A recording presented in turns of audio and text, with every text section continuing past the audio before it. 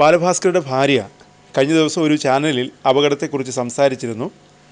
ബാലഭാസ്കറിൻ്റെയും മകളുടെയും ജീവനെടുത്ത അപകടം നടന്നിട്ട് 6 വർഷം പിന്നിടുകയാണ്. അപകടത്തിൽ പരിക്കേറ്റ് ജീവിതത്തിലേക്ക് തിരിച്ചു വന്ന ലക്ഷ്മി ആദ്യമായാണ് ഒരു ചാനലിലൂടെ സംസാരിക്കുന്നത്. പിന്നാലെ പ്രതികരണവുമായി ബാലഭാസ്കറിൻ്റെ അച്ഛനും അമ്മയും എത്തി. ബാലഭാസ്കറും ലക്ഷ്മിയും തമ്മിലുള്ള വിവാഹത്തിന് തങ്ങൾക്ക് താല്പര്യമില്ലായിരുന്നു എന്നാണ് അച്ഛനും അമ്മയും പറയുന്നത്. യൂണിവേഴ്സിറ്റി കോളേജിലെ ഒരു അധ്യാപകൻ ഈ ബന്ധം ബാലഭാസ്കറിന് പറ്റിയതല്ലെന്ന് പറഞ്ഞിട്ടുണ്ടെന്നും അമ്മ പറയുന്നുണ്ട്.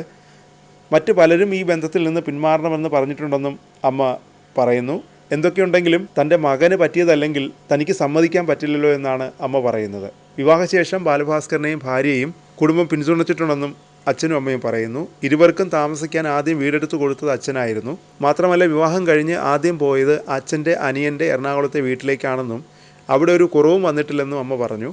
തിരിച്ചു നാട്ടിൽ വന്നപ്പോഴാണ് അച്ഛൻ വീടെടുത്ത് കൊടുക്കുകയും ആവശ്യമായ സാധനങ്ങൾ വാങ്ങി നൽകുകയും ചെയ്തത്. അച്ഛൻ ഇടയ്ക്കിടെ പോയി കാണുമായിരുന്നുവെന്നും അമ്മ പറയുന്നുണ്ട്. അതിനിടെ ബാലഭാസ്കറിൻ്റെ മരണത്തിനിടയാക്കിയ വാഹനാപകടം ആസൂത്രിതമാണെന്ന് തോന്നിയിട്ടില്ലെന്നാണ് ലക്ഷ്മി അഭിമുഖത്തിൽ പറഞ്ഞത്. അങ്ങനെയൊരു സൂചന ലഭിച്ചിട്ടില്ല. എന്തെങ്കിലും സൂചന ലഭിച്ചിരുന്നെങ്കിൽ അതിനെതിരെ പ്രതികരിക്കുമായിരുന്നു. ആർക്കും സമ്മർദ്ദം ചെലുത്തി നിശബ്ദയാക്കാനാവില്ല. എന്തെങ്കിലും സംശയം തോന്നിയാൽ ഏതറ്റം വരെയും താൻ പോകുമായിരുന്നുവെന്നും ലക്ഷ്മി പറയുന്നു. അർജുൻ മൊഴി മാറ്റിയത് ഞെട്ടിച്ചെന്ന് ലക്ഷ്മി പറഞ്ഞു. വാഹനാപകടം നടക്കുമ്പോൾ വാഹനം ഓടിച്ചിരുന്നത് ഡ്രൈവർ അർജുൻ തന്നെയാണ്. ആശുപത്രിയിൽ ചികിത്സയിൽ കഴിയുന്ന സമയത്ത് അർജുൻ തന്നെ ഇക്കാര്യം ബാലഭാസ്കറിൻ്റെ സുഹൃത്തുക്കളോട് പറഞ്ഞിരുന്നു. ഉറങ്ങിപ്പോയതുകൊണ്ടാണ് അപകടം സംഭവിച്ചതെന്നാണ് കരഞ്ഞുകൊണ്ട് അർജുൻ പറഞ്ഞത്. അപകടശേഷം അവസാനമായുള്ള ഓർമ്മകളിൽ ഡ്രൈവർ സീറ്റിൽ അർജുൻ പകച്ചിരിക്കുന്നതാണ് താൻ കണ്ടത്. പിന്നീട് അർജുൻ മൊഴി മാറ്റുകയായിരുന്നു. ആദ്യ ദിനങ്ങളിൽ കുറ്റസമ്മതം നടത്തിയ അർജുൻ പിന്നെ ആര് പറഞ്ഞിട്ടാണ് മൊഴി മാറ്റിയതെന്ന് അറിയില്ല. ബാലു മരിച്ചു, താനും ജീവനോടെ ഉണ്ടാകില്ലെന്ന് കരുതി സ്വയം രക്ഷപ്പെടാനാകണം അർജുൻ മൊഴി മാറ്റിയതെന്ന് ലക്ഷ്മി പറഞ്ഞു.